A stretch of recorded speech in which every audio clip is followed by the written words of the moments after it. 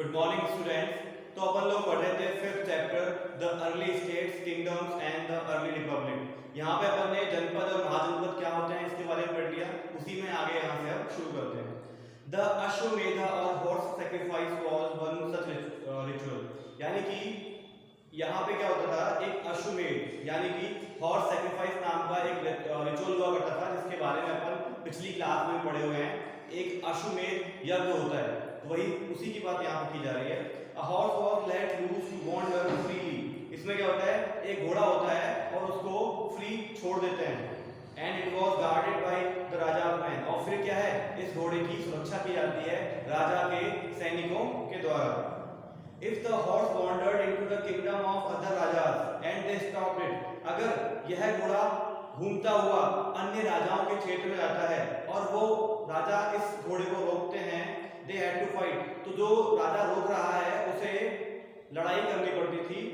If they allowed the horse to pass, और अगर वो राजा उस घोड़े को निकलने देते हैं बिना रोके, it means that, तो इसका मतलब क्या होगा, they accepted that Raja who wanted to perform the sacrifice was stronger than them। अगर कोई राजा अपने एरिया में से उस घोड़े को जाने देता है, निकलने देता है, तो ऐसा माना जाता है कि वह राजा, जो राजा सैक्रिफाइस करने वाला है, उसकी कहीं ना कहीं उसका अधीनस्थ होना स्वीकार करता है, और यह भी स्वीकार करता है कि सामने वाला राजा है वो मेरे से ज्यादा स्ट्रांग है। These rajas were then invited to the sacrifice। ऐसी स्थिति में इन राजाओं को सैक्रिफाइस में इनवाइट करते थे, which was performed by specially trained priests। और फिर जो है ये सैक्रिफाइस होता था, उसके काफी निपुण जो पुजारी हुआ करते थे वो इसको परफॉर्म करते थे, who were rewarded with gifts। और बाद में फिर इन पंडितों को, इन पुजारियों को गिफ्ट भी दिए जाते थे। The raja who organized the sacrifice was recognized as being very powerful। अब जो राजा ये परफॉर्म इन रिचुअल्स को, इन सैक्रिफाइस को परफॉर्म करता था, उसे बहुत ही ज्यादा पावरफुल और स्ट्रांग राजा माना जाता था। And all those who come brought gift for him, और बाकी के जो राजा थे ये सब क्या करते थे, उस सैक्रिफाइस करने वाले राजा के लिए अपने यहाँ से गिफ्ट लेकर भी आते थे। The raja was a central figure in these rituals, और इन सभी रिचुअल्स में जो एक मुख्य बिंदु है वो कौन है, वो राजा होता है। ही often had a special seat. ऐसे राजा के पास क्या है, एक स्पेशल सीट होती है, अ थ्रोन, एक सिंहासन होता है, और अ टाइगर स्किन, या फिर बैठने के लिए किसी टाइगर की स्किन होती है, यानी कि एक स्पेशल प्लेस मिलता है राजा को। His charioteer who was his companion in the battlefield, यानी कि इस राजा का जो रथ चालक होता है, जो कि राजा का उस बैटलफील्ड में, युद्ध क्षेत्र में क्या होता है, साथी भी होता है। एंड विटनेस हिज एक्सप्लॉइट्स, और उसके द्वारा जो शोषण किया गया है, जो वीरता वाले काम किए गए हैं, उनका वह क्या होता है, उनका वह विटनेस भी होता है। Chanted the tales of his glory, और वही पर्सन क्या करता है, राजा की ग्लोरी की जो कहानियां हैं उनको बताता है। His relatives, especially his wives and sons, had to perform a variety of minor rituals। और ऐसे राजा के जो पत्नियां होती हैं वो, और जो बच्चे होते हैं वो सब मिलकर के भी छोटे मोटे रिचुअल्स करते हैं। The other rajas were simply spectators who has to sit and watch the perform of the sacrifice। जो अन्य राजा बुलाए गए हैं दूर दूर से या आसपास से, वो सब क्या करते हैं, वो सिर्फ इस सैक्रिफाइस को देखते हैं और यहाँ पे शामिल होते हैं। Priests perform the rituals including the sprinkling of sacred water on the king। जो पुजारी होते हैं, जो या फिर जो परफॉर्म करने वाले रिचुअल जो होते हैं, पर्सन होते हैं, प्रीस्ट होते हैं, ये क्या करते हैं, ये लोग पानी जो है, पवित्र पानी, उसका क्या करते हैं, छिड़काव सा करते हैं। The ordinary people, the wish और वैश्य also brought gift, और जो सामान्य लोग होते हैं वो क्या करते हैं, उस राजा के लिए गिफ्ट लेकर के आते हैं। However, some such as those who were regarded as Shudras by the priest were excluded from any rituals।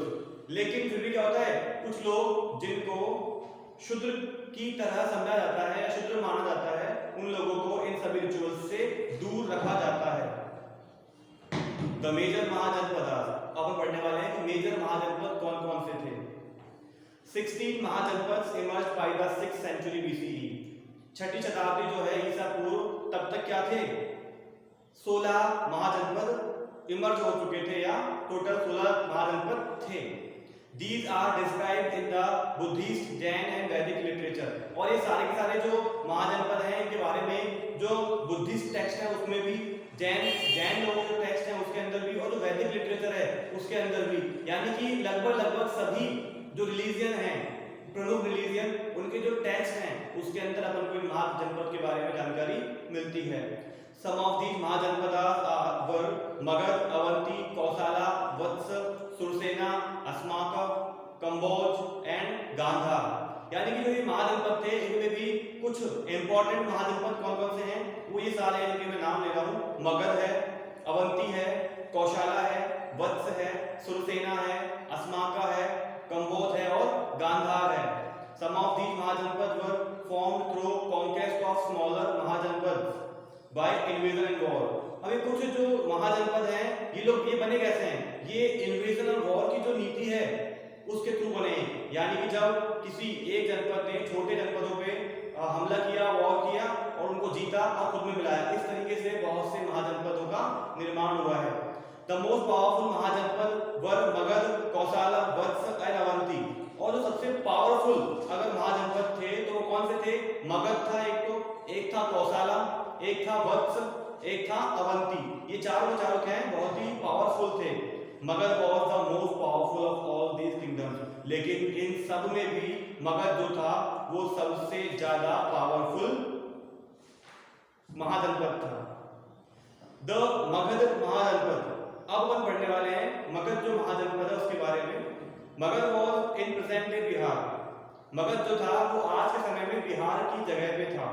The first and most ambitious ruler of Magad was King Bimbisara of the Harianga dynasty। और जो यहाँ का पहला जो ruler था वो कौन था? वो हरियंका डायनेस्टी के बिंबिसार यहाँ के पहले रूलर थे। This efficient ruler reigned for 52 years from around 544 BCE to 492 BCE। और जो ये बिंबिसार हैं इन्होंने क्या किया, यहाँ पे 52 साल तक राज किया। कब से कब तक? 544 BCE से 452 BCE तक। Bimbisara followed the policy of expansion soon after he ascended the throne। जैसे ही बिंबिसार ने राजकाज करने स्टार्ट किए या जो सिंहासन उस पे आसीन हुए उसके बाद से ही उन्होंने क्या किया, अपनी पॉलिसी जो थी एक्सपांशन की वो फॉलो करनी स्टार्ट कर दी। He conquered the महाजनपद of अंग with its important port चंपा। इन्होंने क्या किया, एक महाजनपद था अंग नाम का, उसको इन्होंने कॉन्कर कर लिया। किसकी सहायता से? With its important port Champa. Sorry, अंग जो है यहाँ, अंग जो महाजनपद है यहाँ का एक इंपॉर्टेंट पोर्ट है चंपा नाम का। तो बिंबिसार ने यहाँ पे हमला किया और चंपा समेत जो वहाँ का इंपॉर्टेंट पोर्ट है उसको भी कॉन्कर कर लिया।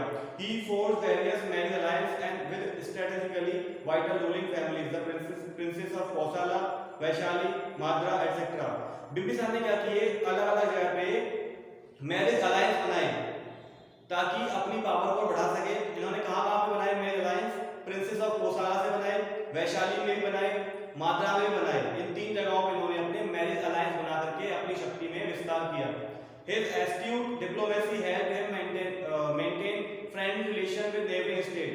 और उनकी जो डिप्लोमेसी थी उसने क्या किया, इनके आसपास के जो पड़ोसी राज्य थे, पड़ोसी महाजनपद थे, उनसे अच्छे संबंध भी बनाए रखे। He made Rajgriha his capital। और इन्होंने क्या किया, राजगृह को अपनी कैपिटल बनाई। तो आज के लिए इतना ही। बाकी महाजनपद जो है मगध महाजनपद, इसके बारे में भी और कुछ भी 2-3 पैराग्राफ और